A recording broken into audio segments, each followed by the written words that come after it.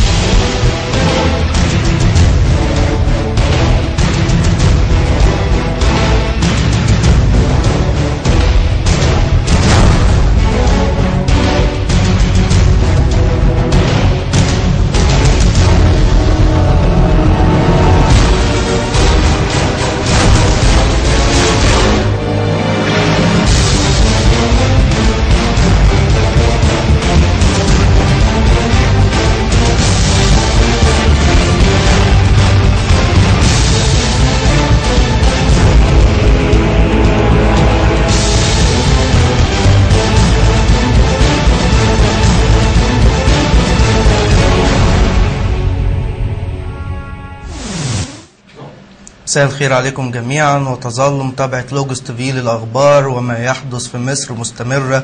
ونبدأ معكم بس بعد ما أمسي على رندا. ازيك يا رندا؟ أهلا بك يا سماحة، مساء الخير. مساء النور. وبقول لكل مشاهدينا مساء الخير، ومعاكم في آخر الأخبار في مصر.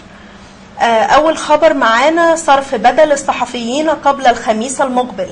أكد مكرم محمد أحمد نقيب الصحفيين إن بدل التدريب والتكنولوجيا المقرر للزملاء الصحفيين سوف يكون في النقابة قبل يوم الخميس القادم، ويوسع الزملاء الذين يحصلون على البدل من النقابة أن يتوجهوا للصرف في ذلك اليوم. وحول رد الفعل العالمي لما يحدث من حوار بين الحكومة والمعارضة المصرية، قال الرئيس الأمريكي باراك أوباما اليوم في مؤتمر صحفي: الحوار السياسي في مصر حقق تقدما.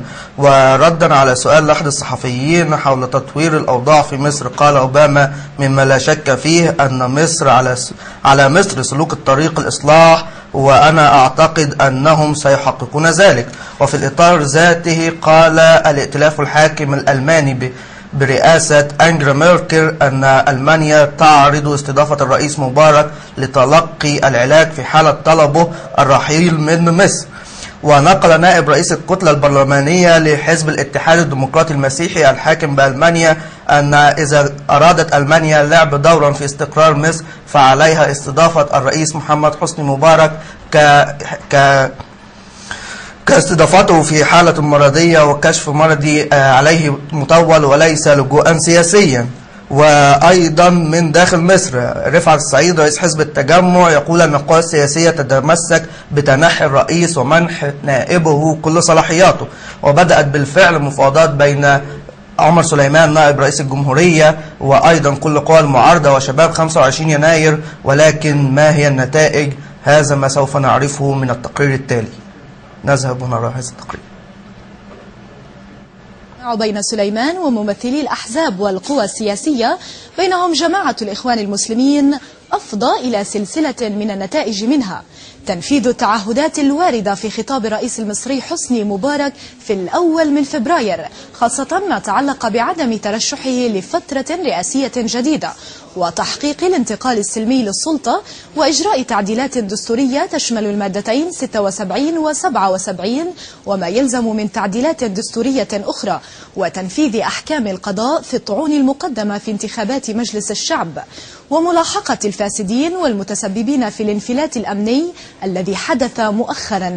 كما تم الاتفاق على تشكيل لجنة تضم أعضاء من السلطة القضائية وبعضا من الشخصيات السياسية تتولى دراسة واقتراح التعديلات الدستورية في مدة أقصاها شهر، فتح مكتب لتلقي الشكاوى عن معتقلي الرأي والإفراج عنهم فورا مع تعهد الحكومة بعدم ملاحقتهم، أيضا تحرير وسائل الإعلام والاتصالات وتكليف الأجهزة الرقابية والقضائية بمواصلة ملاحقة الفاسدين وإنهاء حالة الطوارئ طبقا للظروف الأمنية.